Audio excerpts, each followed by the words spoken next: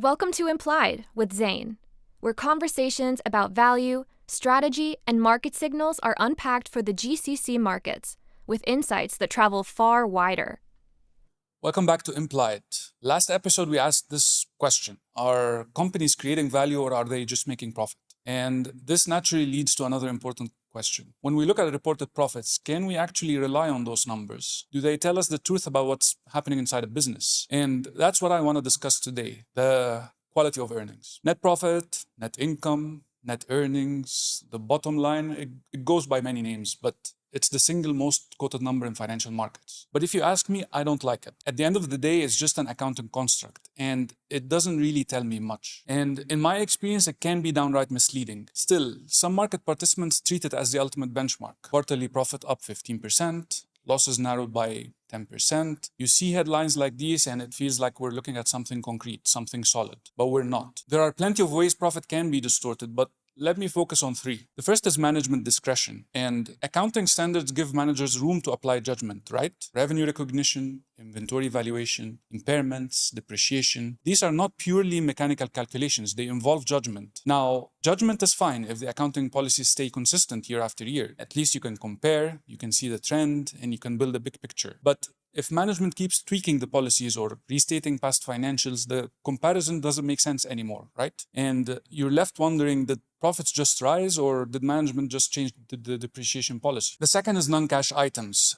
Things like depreciation, provisions, write-offs, they can swing profit dramatically without a single dirham of cash leaving the business. A company might report a big loss because it wrote down the value of an old asset, but operationally, nothing changed. Cash flow might even be strong. The third way profits can be distorted is by one-offs and exceptional items. Things like selling an asset for a gain or loss, restructuring charges, IPO costs, M&A fees, foreign exchange gains or losses, and all of these show up in the profit number, but they're not really repeatable. Well, unless something is genuinely recurring, you can't rely on it to judge a company's profit. Some headlines highlight record profits, but when you look closer, half of it comes from a land sale or a one-off currency gain. And that is not recurring. It's not sustainable. So where does this leave us?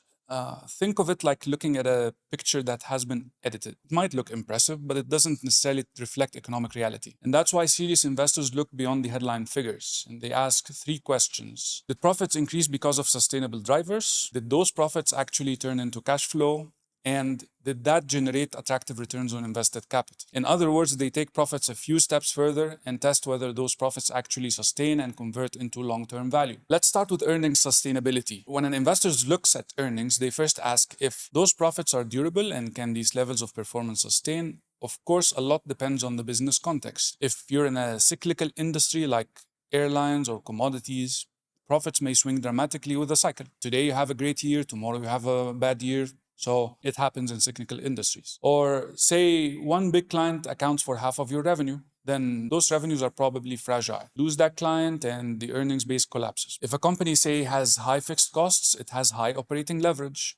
And that means profits will surge in good times, but they will also collapse in bad times. And then there's earnings recurrence. How much of last year's profits came from repeatable operations and not one-off items? So earnings sustainability is simply about reliability. Not just the number reported, but whether it can be repeated year after year. Now, the second question, cash conversion, cash flow conversion. How much of the profit actually converts into cash flow? Of course, accrual accounting means that profit doesn't equal cash flow. If receivables are rising faster than revenue, then profits are inflated. The company is booking revenue that hasn't collected yet, right? If inventory keeps growing, then cash is tied up in the operating cycle, even if profits look strong. In other words, accounting profits ignore working capital dynamics. Not only that, but they also ignore investment requirements.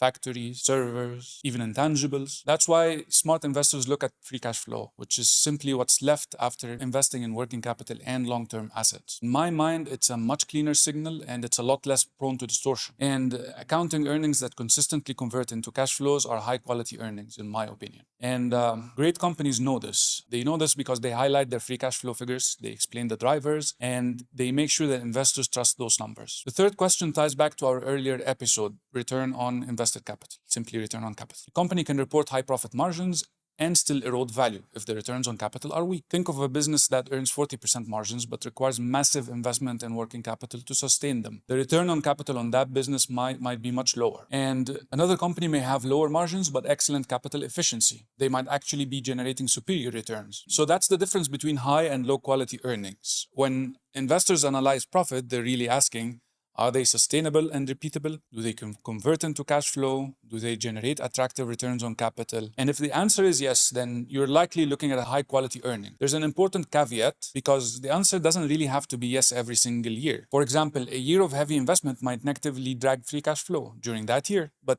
if those investments are expected to generate stronger future returns, then the underlying earnings quality can still be considered high. Context matters. Timing matters. So what do great companies actually do differently? First, they don't just highlight revenue growth and profit margin. They unpack the drivers. And we talked about the core value drivers. They tell us how they're managing client and supplier concentration. And they give us visibility into what's recurring and what's not. Second, they walk investors through their capital allocation decisions. They show how much investment is required to drive future growth, and they explain the drivers of their return on capital. And third, they clean up the reported earnings. Minority of companies in our region do apply non-IFRS adjustments. They adjust the reported profit for non-recurring items to show clean underlying earnings. But adjustments are tricky because what's non-recurring to management may look like a recurring cost to investors and vice versa. That's why credibility matters, and a company with an honest track record usually earns them benefit of the doubt. In developed markets, it's common to see reconciliation tables. Basically, reported earnings on one side,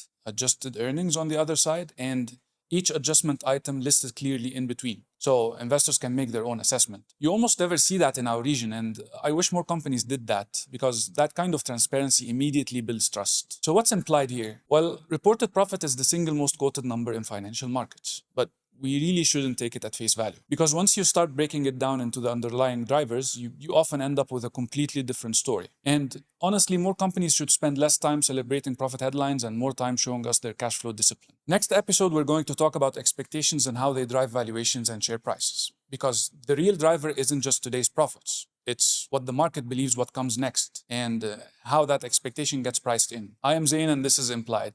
Thanks for listening. You've been listening to Implied. If you found this useful, follow the show and share it with a colleague or friend. It helps more people discover the conversations. For episode alerts and show notes, subscribe at impliedpodcast.com. And if you have thoughts, questions, or even pushback, we'd love to hear from you. Remember, nothing here is an endorsement or investment advice. Thanks for listening, and see you next time.